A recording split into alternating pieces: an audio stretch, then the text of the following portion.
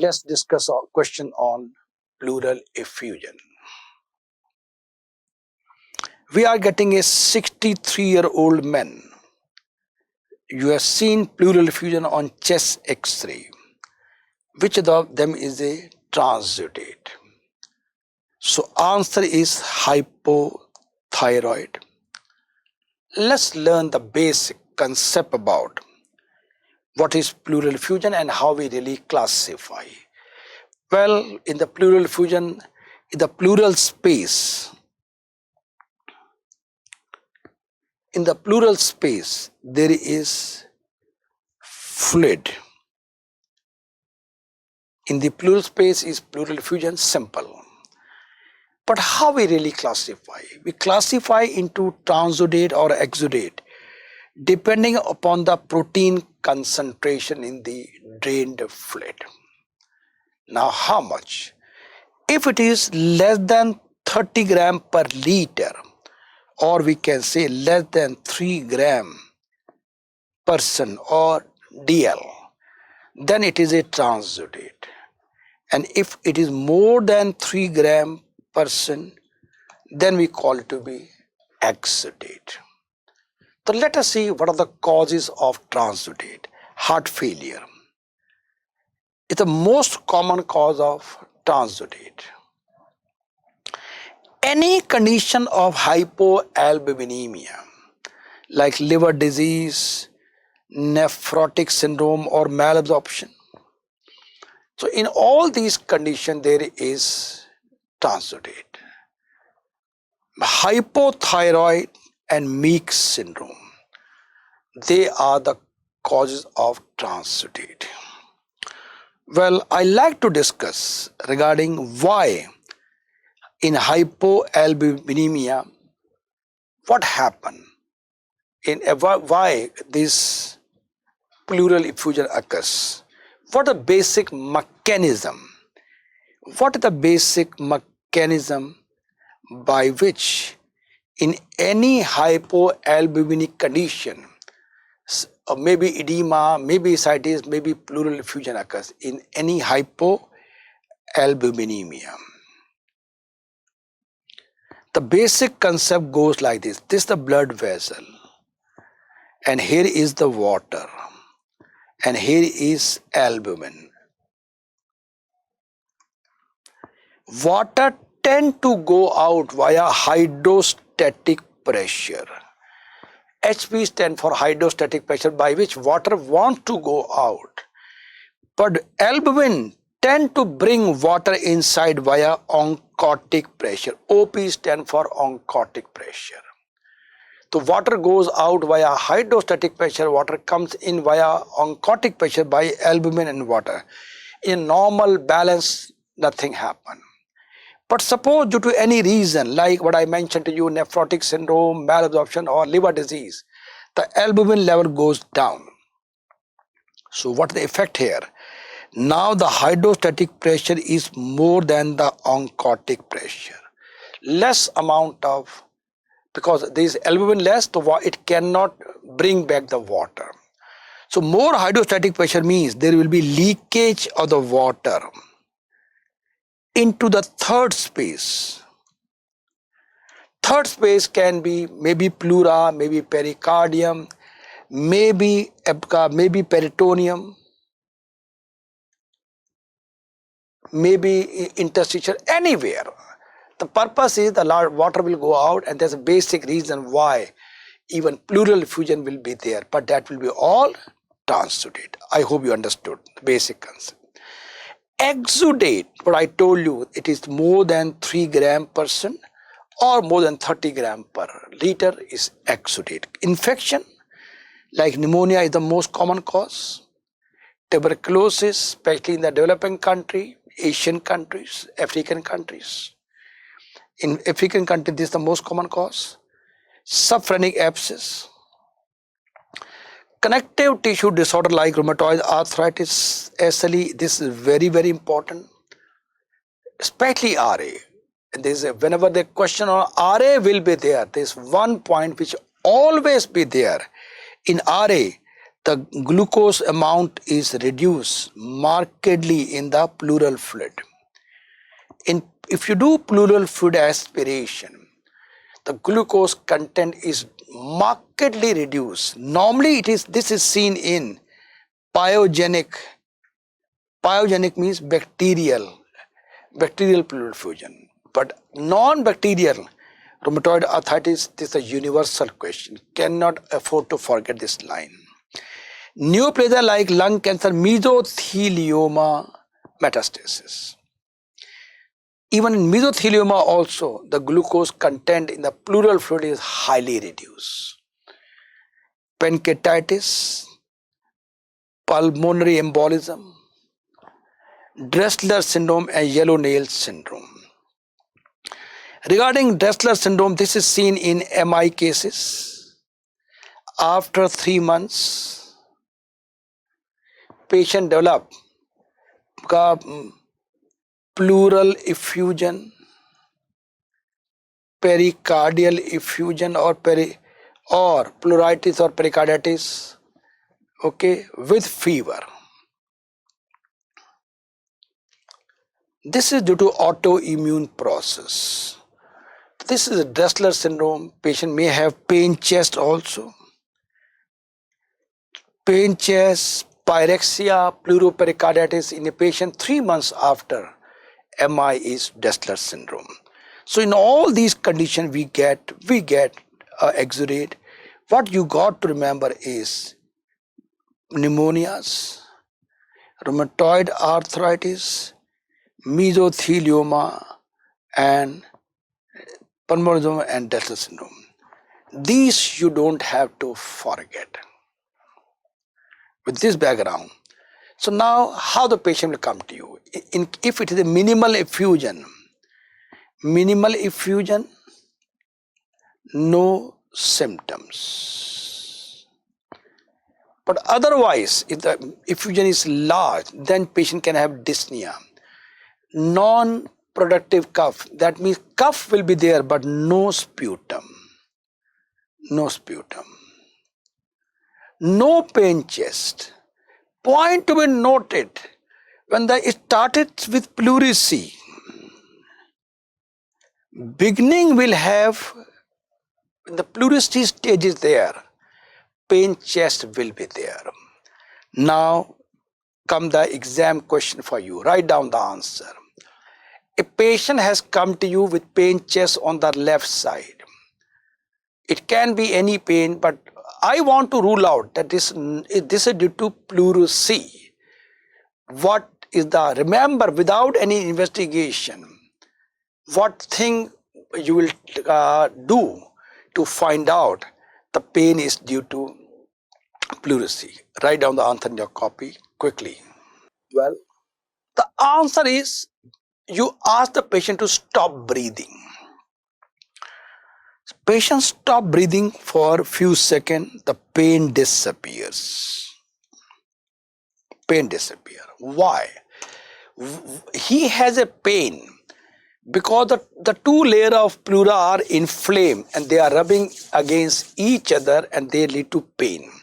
And that's why in pleurisy stage you can get pleural rub also. Rub, because the two layers of pleura are rubbing against each other and they are inflamed and they are causing pain, which disappear when you ask the patient to stop breathing. But once these two layers which are rubbing against each other, pleural effusion occurs, the two layers get separated. There are two layers, we are together, rubbing against each other were causing pain. Now the two layers are separated and in between them is a pleural fluid. Pleural fluid is there, layers are separated, they are not rubbing against each other, the pain will disappear. Okay. So we learn, and since the problem is not of the sputum, there is no airway problem, it's a dry cough. Pain chest I discuss. Now, what are the classical findings by which you can say that is a case of pleural effusion? Stony dull on percussion. This is the diagnostic line. There's no other condition where we have stony dull on percussion. If you are getting this stony dullness, 101% you are dealing with pleural effusion. Single mode, rest all finding blah blah blah, I don't mind. But don't forget stony dull on percussion, the diagnostic. Reduce breath sound, reduce chest expansion on the same side. Okay, why? Because all the pleura is full of water. There's no way the chest can expand. So they are the finding. But this is the most important finding. Don't forget this. Good. Okay, so you learn the clinical feature also. And you learn the transudate and exudate. So let's have one more. We are getting 61-year-old smoker, worsening breathlessness, left-sided effusion, and being an exudate or transudate. So now he's asking question, what are the features of transudate and exudate? The answer to this question is B, Bombay. Why is the answer? Why not others? This you not understand unless we know the basic concept, how to differentiate between the two. Transudate and exudate, we use Light's criteria. Write down Light criteria. So first we learn Light criteria, then we again will come back to the answer. Light criteria is for to differentiate that if you want to say that effusion, what we have drained, pleural effusion is a exudate, these criteria, at least one or the more of the following criteria, one or more of the following criteria should be there. Pleural fluid protein and serum protein ratio should be more than 0.5. Remember, pleural fluid protein and serum protein more than 0.5. Pleural fluid LDH and serum LDH ratio more than 0.6. That means he says that amount of LDH is very, very high in pleural fluid. Third, pleural fluid LDH is more than 2/3 of the upper limit of the normal. Upper limit of the normal. Point to be noted, glucose is not used in Light's criteria.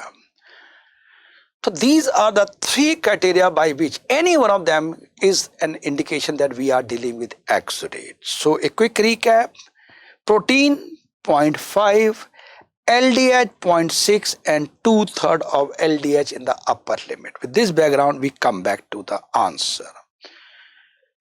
LDH ratio less than 0.6, no. It is seen, it is in exudate, it is more than 0.6. Ratio, no, it is more than 0.5. Glucose is not a part of Light's criteria. LDH more than 1/3, no, it is more than 2/3. So by rule out technique, we can say that we are dealing with this the right answer. That more than 2/3 of the LDH above the normal is the criteria. Rest all are not. Okay. Question 3, we are getting a 75-year-old gentleman, right lower lobe pneumonia showing consolidation, effusion on the same side. Well, by this we are quite possible that we are dealing with pleural effusion due to pneumonias. It should be pyogenic pleural fluid. Fluid is clear and is sent off for culture. You have done aspiration. Now, to put the chest tube or not, what is the important criteria? Very good question. So, answer is pH of the pleural fluid. Why this the answer? Why not others? This should not understand unless we know the guidelines. So let us learn what are the guidelines given by British Thoracic Society. That you should place the tube, drainage tube, only under following situation. So indication of putting a tube in the pleural infection. Okay. Patient with a frank purulent fluid, okay, is total pus, frank pus is there, you should put a tube. Because you cannot resolve that, you have to, because the pus is very thick, pus is very thick. So you have to drain. Okay. So as long as the moment you get this, you have done a drainage, you find pus is there, put a tube that time only. Well, we are getting organism by gram stain or culture from a non-purulent fluid. That means the fluid what we drained out, it was looking clear. It was looking clear, but you got certain organism by gram stain culture. Then again, you have to put a drainage tube. Okay. Third, pleural fluid pH is less than 7.2. This need a drainage. Right. So what he says, one is pus. You have taken a sample, you have done sample. It's a total pus. Straightway put the tube. Number two, you have taken out the fluid, it's clear. But when you are sent to lab, in the lab, the gram stain bacteria there, or they have grown some bacteria, put a tube. Or we have taken out the sample and the report say less than 2 pH, less than 7.2, put a tube. With this background, let's come back to this question. So indication tube. Glucose in pleural fluid is not an indication. LDH is not an indication of tube. It's an indication of transudate or exudate, but not tube. pH, yes. Less than 7.2, yes. Potassium and protein, they are not the indication of putting a tube. So now you are clear that the pH of the pleural fluid is, and moreover, the fluid is clear. And they have sent for culture. Point to be noted, despite having pneumonia, fluid is clear and the culture is sent. We have not got the report. So if the culture was positive, then it's a definite indication of putting a tube. Even culture is negative, then pH is the one which is an indication of going for the tube. So I hope you are clear why the answer is C. Question number 4. You are getting a patient, elderly man with COPD, and there are pleural effusion is there. What is the next line of management is done? Well, the answer is aspiration under ultrasound guidance. Okay. So what he is saying, you got a patient, elderly man with a known case of COPD, now has some infection is there. COPD patients are prone to various infection. You have done chest X-ray is mandatory for any case of respiratory medicine. So, and we got pleural effusion. What to do? What he says, aspirate. Better do under ultrasound guidance. Okay, so let me tell you, British Thoracic Society recommends ultrasound guided effusion. Why? We can do blindly also, but if you do under ultrasound, then successful getting success is far better. It's just like so. It is just like you can do blindly also, you can do via ultrasound. With ultrasound doing is, if I have to give day-to-day example, that means you have switched on the GPS. The GPS is on, then you are always going as per the guidelines of GPS. But if you are doing blindly, then it is without GPS. So definitely, if I ask you, you are traveling to a far off distance, what is better, GPS or without GPS? Definitely GPS is the better answer. So better to tap with the ultrasound guidance. Okay. So what are the guidelines? Let's learn the guidelines given by the British Thoracic Society in case of pleural effusion management. First is imaging. First is always chest X-ray, is always the best initial test. So if you are getting a pleural effusion in chest X-ray, then ultrasound is recommended. With the ultrasound, successful pleural effusion aspiration is better, and it is also sensitive for detecting pleural fluid septation. Quite possible that suppose this is the lungs, this is the pleura, and that contain this whole is water, liquid. At time there may be septa formation. Septa is loculated, and all locali you can see if you are doing by ultrasound. So that's why ultrasound guided is much better. Contrast CT is done, but it is not the first line. It should be done if in some cases where if we are looking for exudative type of effusion, then we can do, but it's never the first line investigation. Okay. After that, so we got three things to be done: chest X-ray first and ultrasound is usually good enough. In some cases we may need CT. Well, aspiration you do as per ultrasound guidance. The advantage, the complications are reduced because everything you are doing under guidance. You can use 21 gauge needle, 50 ml syringe. You can do pleural fluid aspiration, and by this you can find out whether you are dealing with transudate or you are dealing with exudate. Now you have taken a sample. You should send for pH of the pleural fluid, protein, LDH, cytology, microbiology. These are the things that you like to do, get it done. And of course, everything has an indication. pH less than 7.2 is an indication of putting a drainage. Protein will tell you are dealing with transudate or exudate. LDH also, transudate, exudate.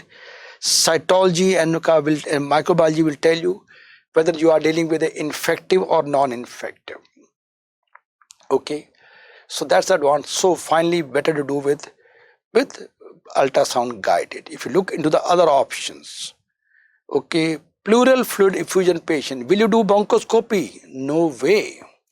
It's not the investigator choice for this thing. Biopsy, we don't need biopsy. Okay, we only need pleural fluid is good enough. CT scan is not the next line management. Ultrasound is the next line, and lateral chest X-ray, no way. It's not going to give any additional advantage to us. But the ultrasound we can even tap also. This is the answer. Okay. So I told you about Light's criteria, by which we can differentiate between transudate and exudate. Now some extra points. Other characteristic that you should know: low glucose level. You remember I mentioned you rheumatoid arthritis and pyogenic. There are two conditions where the glucose level is highly reduced. Very, very important question. Can't afford to forget. Amylase level is raised in pancreatitis, known to everyone, but it's also increased in esophageal perforation. Heavy blood, that means lot of RBCs are in the pleural fluid, mesothelioma, pulmonary embolism and tuberculosis, and any lung cancer also. Lung cancer also. They contain lot of RBCs are there. Now, pleural infection. Well, it can be non-infective or infective also. So, if it is there with sepsis or maybe pneumonia, well, when we can get a pus-like thing, pneumonia or maybe any sepsis, then in such cases you may get infected pleural effusion. So, if it is purulent or turbid, chest tube should be done, the point I mentioned to you. It's totally pus, you have to put a tube. Fluid is clear but pH is less than 7.2, then you have to put a tube, the point I mentioned as per British Thoracic Society guidelines, when to put the tube. Now, how to manage of recurrent pleural effusion? Recurrent. This is very common in malignant pleural effusion.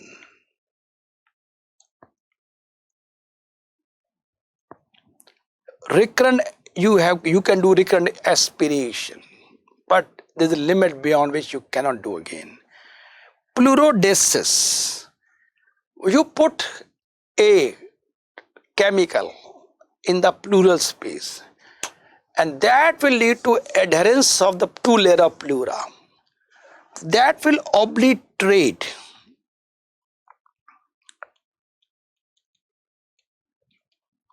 the pleural cavity. The two pleura will unite and they will have a single pleura. Since they have totally obliterated the place, there is no place for water or liquid to get accumulated. They abolish. And finally, indwelling pleural catheter again is not a, it is written, but not a very practical point. But if you leave the tube inside, but this we do sometimes. This we do in a so-called terminally ill patient, especially having malignancy. So in this palliative care, this come under palliative care, you leave a catheter, draining catheter, okay, and that keep on taking out the fluid, but it's not a part of routine treatment, only for palliative care. Okay, thank you very much. God bless all of you.